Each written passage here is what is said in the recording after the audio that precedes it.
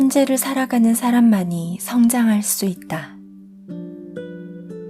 자신을 지킬 수 있는 사람이 되어야 한다. 역경에 강한 사람은 스스로 자신을 지키려 한다. 그렇기 때문에 상대방이 보인다.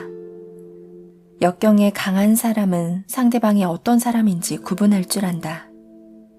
그런데 누군가가 자신을 지켜주기를 바라면 상대가 보이지 않는다. 지켜주기를 바라는 것은 역경에 약한 사람의 특징이다. 사람을 볼 때는 이 사람 리스크를 짊어질 수 있는 사람인가? 하고 생각해 보아야 한다. 사람은 누구나 생산성과 능력을 가지고 있다. 역경에 강한 사람은 그 능력을 살릴 줄 알지만 역경에 약한 사람은 그것을 살릴 줄 모른다. 브레인 스타일이라는 책을 번역한 적이 있는데 이 책에는 경제적으로도 심리적으로도 혜택받지 못한 환경에서 자랐지만 유능하고 자신감이 넘치며 마음이 따뜻한 청년으로 자란 사람들에 대한 연구 결과가 소개되어 있다. 역자인 나 자신도 믿기 어려운 이야기였지만 그런 사람들이 실제로 있었다. 히긴스도 이 연구 결과와 비슷한 이야기를 소개했다. 그들의 공통점은 무엇일까? 저자인 말린 밀러가 소개하는 3가지의 유사성 중에서 첫째로 거론하는 것은 유아기의 긍정적인 아이들은 자신의 환경을 관리하고 있었다. 특별한 재능은 없었지만 이 아이들은 자신이 가진 능력을 효과적으로 사용했다는 것이다. 혜택받지 못한 환경에서도 훌륭한 청년으로 자란다는 기적적인 결과가 나타나는 이유는 그들이 자신이 가지고 있는 능력을 효과적으로 사용했기 때문이다. 이처럼 사람은 누구나 능력을 가지고 있다. 문제는 그 능력을 활용할 줄 아는가다. 역경에 강한 사람은 자신이 가진 능력을 효과적으로 활용한다. 하지만 역경에 약한 사람은 가지고 있는 능력을 효과적으로 사용하지 못한다. 좋은 환경에서 자라지 못한 아이들 중에 자신이 가진 능력을 효과적으로 활용하는 아이가 존재하는 이유는 그들이 자신의 능력으로 스스로를 지키려 했기 때문이다. 자신의 능력을 방어적이 아니라 적극적으로 사용했기 때문이다.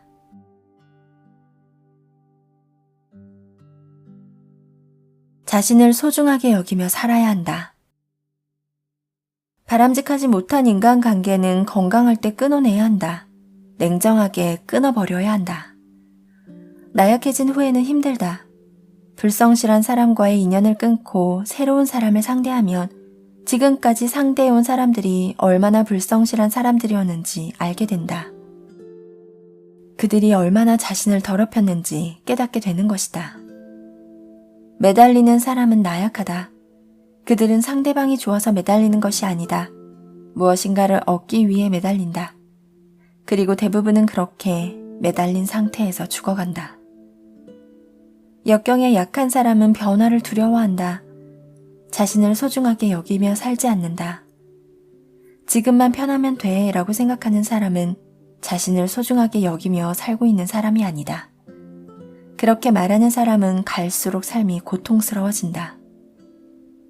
지금까지의 삶을 되돌아보면 편할 리가 없는데 편할 수가 없는데 편하게 살려고 한다. 하지만 역경에 부딪힌 상황에서 편안한 생활을 원하면 불행을 붙잡게 될 뿐이다. 성실한 사람들은 지금 편하게만 살고 싶어하는 사람을 결국 떠나버린다. 역경에 약한 사람들은 누가 좋은 사람인가를 구분할 줄 모르기 때문에 불성실한 사람들을 선택하게 되고 성실한 사람들은 이들을 떠나버리는 것이다. 이것이 인생의 비극이다. 사람은 자기도 모르는 사이에 지금 자신에게 상처를 입히지 않는 사람을 좋은 사람이라고 착각한다.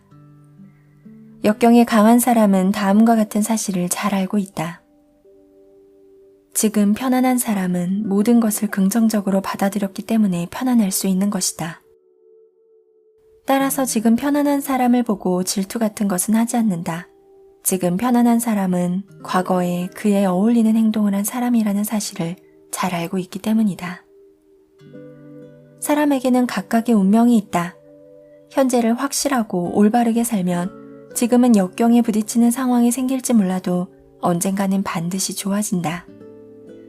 유념해야 할 것은 역경에 부딪힌 지금의 상황과 맞서 싸우며 마음의 증오를 남기지 말아야 한다는 것이다.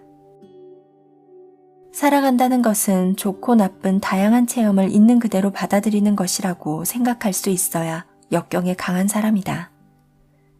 회복력이 갖추어져 있는 사람은 경험으로부터 의미를 적극적으로 발견하는 과정을 통하여 인생의 관록을 만든다. 불안정한 인생을 안정적으로 만든다. 변화를 두려워하는 마음은 충분히 이해한다. 그러나 역경에 부딪혔을 때 변화를 두려워해서는 행운을 거머쥘 수 없다. 현재의 힘든 상황을 이겨내면 변화는 중요하다는 사실을 깨닫게 될 것이다. 그리고 변화가 그렇게 두려운 것이 아니라는 사실을 깨달았을 때 역경은 행운으로 바뀐다. 운이 좋은 사람은 변화가 발생하면 최악의 사태를 상상하고 각오할 줄 아는 사람이다. 각오를 하기 때문에 마음을 편하게 유지할 수 있다. 그리고 망설이지 않기 때문에 능력을 발휘할 수 있다. 그러나 역경에 약한 사람은 각오를 하지 못하기 때문에 능력을 제대로 발휘하지 못한다.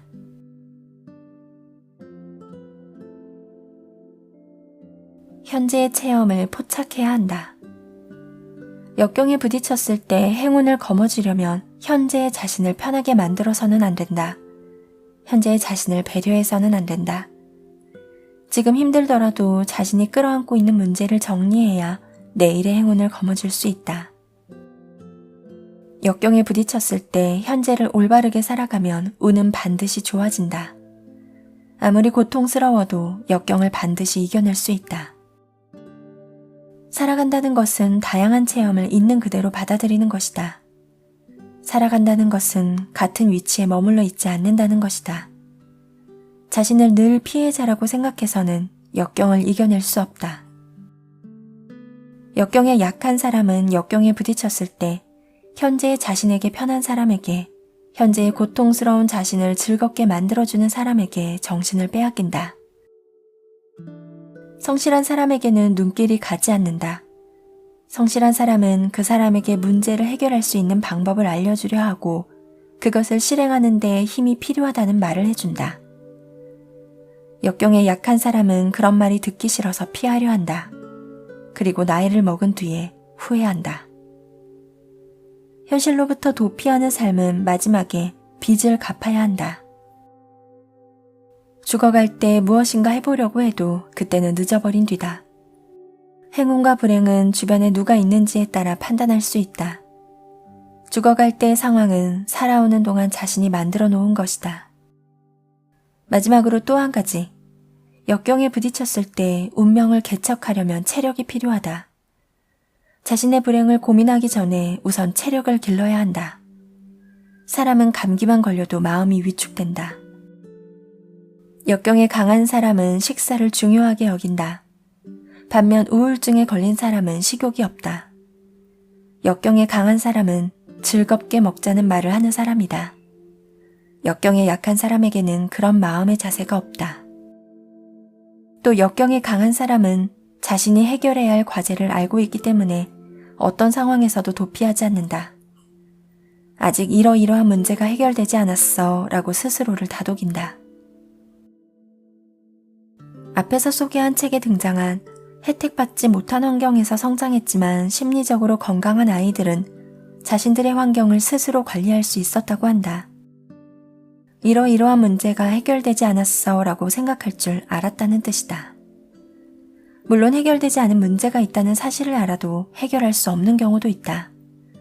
그럴 때에는 그 문제를 생각하며 밤새 고민한다고 해도 어차피 해결할 수 없는 것이니까 일단 잊어버린다. 그리고 다음날 일어나면 그날 하루를 최선을 다해 살아간다. 오늘 하루를 최선을 다해 사는 것이다.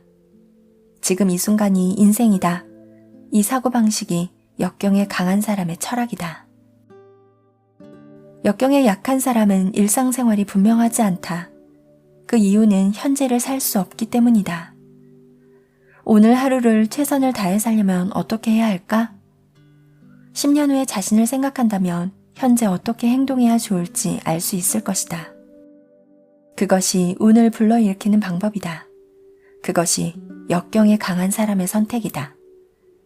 그리고 이것이 내가 지금까지 되풀이해온 역경에 강한 사람은 긴 인생이라는 시간적 틀 안에서 현재의 체험을 포착한다는 말의 의미다. 지금 당장 좋은 일을 시작하지 않으면 앞으로도 좋은 일은 할 수 없다. 날마다 좋은 일이 쌓여야 자신이 살고 있는 환경에 강인한 뿌리를 내릴 수 있다. 역경에 강한 사람은 최악의 사태를 예측할 수 있으며 망설이지 않기 때문에 마음을 편하게 유지할 수 있다. 마음이 안정되어 있기 때문에 능력을 발휘할 수 있고 고민하지 않는다. 하지만 역경에 약한 사람은 최악의 사태를 두려워하기 때문에 늘 최악의 사태를 초래한다.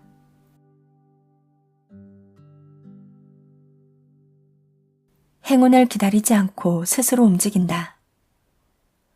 행운이 찾아오면 자리를 양보하라는 격언이 있다.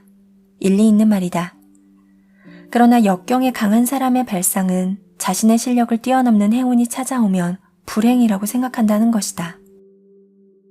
역경에 강한 사람은 100가지 행운이 찾아오면 50으로 만든다. 그리고 나머지는 기부를 하거나 투자를 한다. 그런데 역경에 약한 사람은 100가지 행운이 찾아오면 100가지를 모두 사용한다. 그리고 몇 년이 지난 뒤에 너무 욕심을 냈어 라며 후회한다. 복권에 당첨되었는데 얼마 안 가서 불행해지는 경우가 있다. 미국의 ABC 뉴스가 1998년 1월에 행복의 신비라는 특집 프로그램을 방영했다. 나에게는 매우 흥미있는 내용이었다. 먼저 복권에 당첨된 사람들을 인터뷰하는 장면이 나온다. 하지만 모두 행복해지지는 않는다. 대부분 불행한 얼굴이었다. 캐스터는 복권에 당첨된 사람을 조사하면서 알게 되었다면서 다음과 같은 말을 했다. 복권에 당첨되고 나서 1년이 지난 후에는 당첨되기 전보다 행복한 상태가 아니었습니다. 어떤 사람은 복권에 당첨되었을 때 한동안 꿈을 꾸는 것 같은 기분이었다고 말했다. 그러나 아내와 이혼했고 큰 돈을 들여 재혼을 했지만 그 생활도 5년을 넘기지 못했다. 어떤 사람은 복권에 당첨되었을 때 감각이 마비되는 느낌이었다고 말했다. 그 사람 역시 복권에 당첨되고 2년 후에 이혼을 했다. 복권에 당첨이 되었는데 왜 대부분 그 후의 인생이 불행해지는 것일까? 이것은 행복의 본질이 무엇인지를 보여준다. 복권에 당첨된다는 것은 의지력과는 관계가 없는 일이다. 그것이 불행해지는 원인이기도 하다. 사람은 성공을 했다고 해서 자신감이 갖추어지는 것은 아니다. 이미 설명했듯 역경에 강한 사람은 프로액티브 성향이다. 즉, 스스로 움직인다. 스스로 일을 한다. 역경에 강한 사람의 특징 가운데 하나는 스스로 움직인다는 것이다. 가만히 앉아서 행운을 기다리지 않는다. 사업을 일으켰다가 실패했다고 하자. 역경에 강한 사람은 실패했기 때문에 지금 살아있는 거야 라고 생각한다. 하지만 역경에 약한 사람은 실패를 통하여 아무것도 배우지 못한다. 역경에 강한 사람의 사고방식을 갖추면 누구든 역경을 이겨낼 수 있다. 믿어도 좋다.